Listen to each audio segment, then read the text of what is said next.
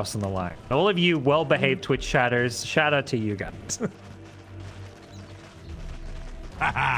And just able to like CS from kind of range, so he doesn't tank too much. Very excited for this Carl versus Armel matchup as far as, you know, a lane where, like you say, there could be a lot of pressure, but at the same time, you know, if you hit those split earths, there maybe could be kill threat going the other way. Down bottom also, a lot of aggression potentially from a Wraith King Jakiro lane. Io able to at least help Cuckoo quite a bit sustain his way through some of that damage coming out.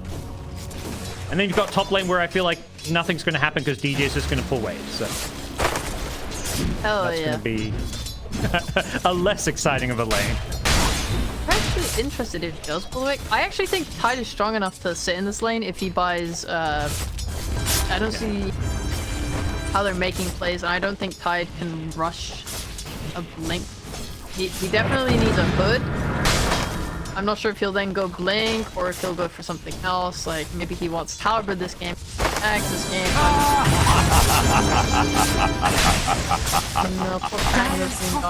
Is under attack.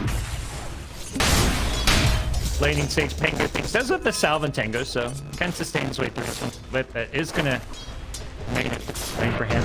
And you mentioned kind of, you mentioned they've shown like a more passive gameplay. I'm saying that's going to come out here. What that thought is, Jukin out with what? Better of him. Have a shield crash for a couple of seconds. Now that he's in some trouble, has this picture. And out, but Gabbi's DD just Juki around.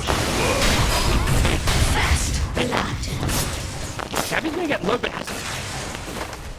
creeps on the way out. Off with you! With my pack.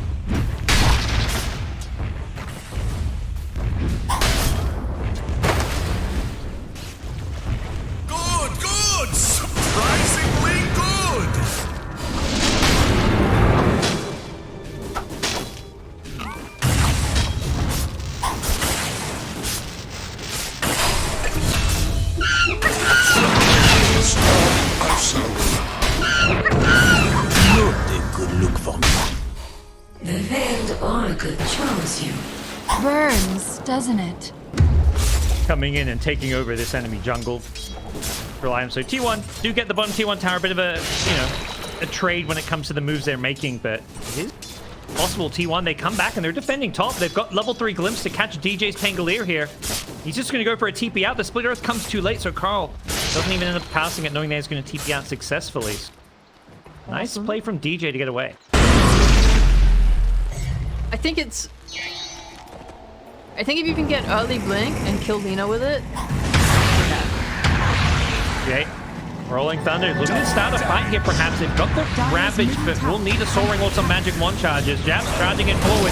Goes into a Static Storm, but walks his way out of it, then sets up a Ravage on it too. Also with an LSA Laguna Blade, they take out the Leshrac before the Io relocates in can come into play. Jabs does end up going down to the God's Rebuke as Cuckoo needs to get out. I actually really like this. They got that reincarnation without much effort, but Jabs is set up for a perfect 3-man Ravage, but the follow-up damage wasn't there, and Armel in the arena has to BKB just to get himself out of that one, and DJ will not have an escape himself, so Fnatic gets caught too deep, and they're being chased down. Relocate after Armel. He's got an 80 speed, got no more BKB, can't get to the Invis rune. He'll lose his first life and probably his second. No BKB for 60. They're tipping him. They know his fate. Armel dead, left to the sharks as T1 clean up. Nice. Punish that stun and he will die.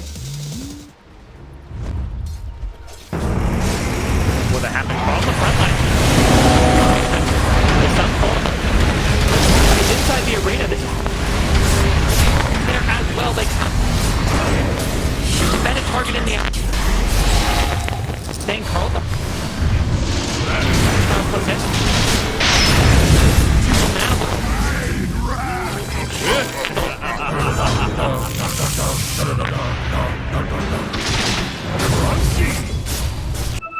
Oh, they do have Arena's already back up, yeah. Scanning.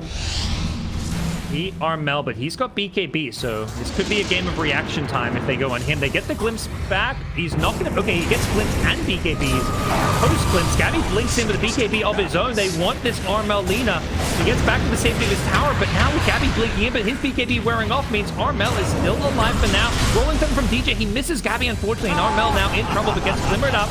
Gets still hit by the split earth. The AoE damage from the Pulse Nova is going to be enough to finish him off, but caught under the tower is Carl the Lesser, but he's got plenty of heals with the Eye to back him up, and DJ can't do anything about it, even with the roll-up. Not enough damage coming out of Fnatic for now. They're going to buy back the lead and try to turn this fight as Carl goes for... Well, he can't really get out of this one. Raven going to chop him up with his big tech and Holy Locket as well. I love that pairing. They're just smoking again on T1. They just know, like, we just go, we kill Lina, we get someone. Got the shard now on this PA, so they see this side. And they break him. Gabbi goes blinking. Oh boy. Rest in pieces. More cardio than hero killing teams for these two teams. Well, damage comes out. That's always a big rune around the Roshan pit, and Raven knows that a double damage PA could be disastrous. He gets glimpsed back here. They perhaps think this is an opening to go on Raven, but he's still got the DD if he wants to turn and fight. Pops the BKB, wants to go on Cuckoo. He's doing a lot of right-click damage. The IO save comes a little bit too late. The Rolling Thunder also stops the relocate out. They've got the IO as well. Raven making great use of the double damage in T1. Thought they could deal with the Wraith King. They kill him off once, and the double buyback coming in now as well. Raven doesn't have BKB. He may just die a second time if he's not careful. Gabbi knows this. He gets glimmered up, and they've got the dust to scout him out, and now Raven's going to go down without buyback. Full TP out as they lose the Pangolier as well. Carl doing a great job jumping in on the backlines, and it looked good at the start for Fnatic with the Wraith King double damage, but Team 1. How that fight unravels is both teams will have all their ultis up for it. Tide getting closer and closer to a refresher. One big item that stands out, only 1,000 gold away for it. If he can get a refresher before a potential Roach fight, that would be huge. Pressing forward, invading this enemy triangle. DJ is there to scout out the smoke, instantly blinks away. Pulls the swashbuckle as PA tries to jump a different target, but unable to connect. They found DJ. He's got the A on this, but he does get off the Rolling Thunder. Use that just defensively, but now he hasn't got it for a potential team fight, but he's going to go back in. Goes on call with the Lina follow-up. Where's the IO? It's too late. They've lost the Leshrac before the fight's even began. Gabbi goes blinking with a BKB, but Armel just going to BKB and walk out of this arena. He looks to turn and fight. They've lost the Wraith King's first life, but can they get his second? I don't think so. Not without the BKBs. They've already committed the PAs. Another gold drive and catches floor. Cuckoo refreshes, gets another arena, spears the Lina into this one. Armel getting low, has the Glimmer Cape to help him out a little bit. He's still alive, just barely. His sliver of health isn't... Knowing that the PA didn't have BKB, they were like, okay, we'll press forward with no Lina BKB because PA can't fight. PA fighting into triple Ravage without BKB is just a death sentence. Now with BKB coming back up, Gabbi goes in, the Ravage does hit the PA, that's the BKB, the break is there, the second Ravage also dodged by the BKB, so double Ravage gets dealt with, and DJ comes in looking for some targets to go on, finds Gabbi's PA now, getting the chains off, but there's no follow-up damage, so he's to retreat here. DJ helps.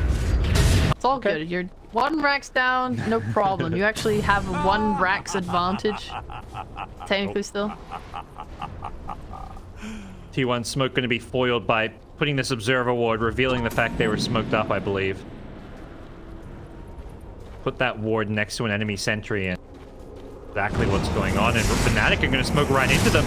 They lead the charge with Raven, who's got an Abyssal Blade. He goes on Whitemon initially. They get the Ravage onto a couple here. The IO, he's been caught by this one. Pulls the A on this, gets out of it a little bit. He's still healing up Gabbi on the PA, who does end up getting the BKB off, but now he's cleaving through them all the time. Ends up going down, does buy back instantly. May have another Ravage with the charge. Yeah, you betcha. He's got another Ravage to play around. That's able to damage to pull this one up. He's going to have a Ravage on everyone. Catches out 3, only Cuckoo BKBs. And can they bring down this IO to start things off?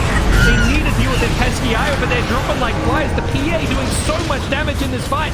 Carl about to be out of mana, which could be a problem for T1, but they're winning the numbers battle. They've killed off 3, including all 3 cores. Only the supports remain, and Fnatic with the open blink. Not just Gabbi, who's a threat in these team fights, but see what the response from Fnatic is going to be. Gabbi going to press forward with that Aegis in hand. Walking in is Raven, but yeah, the insta-split Earth is there. Trying to keep them off the tier 4 towers, but can't let them chip away at this one. As we saw last game, like, you can hold your own and not lose a team fight, but eventually the throne will just go down if you're not careful. Yeah. Level 25 Edict does a lot of damage. They jump in. The backline, DJ gets to roll up. They're trying to deal with this PA, but he gets relocated out. Back to safety for now. And they take the continued fight here. Cole on the front lanes on the left track, getting brought pretty low here. He's the BKB off just in time, but he can't do damage to the arena. Now Raven on the Wraith King doesn't have the respawn. Ravage finally comes out, but it's too late to keep the Wraith King alive, and the second Ravage is just going to need to be thrown in the second hit. Jabs is about to go down if he's not careful. He gets the Ravage off, but they're just losing steam here, and they GG out knowing it's all over for them. Without the Wraith King, they don't have the damage, and T1 gets a 3-2 victory. God dang. They did it. Good for them.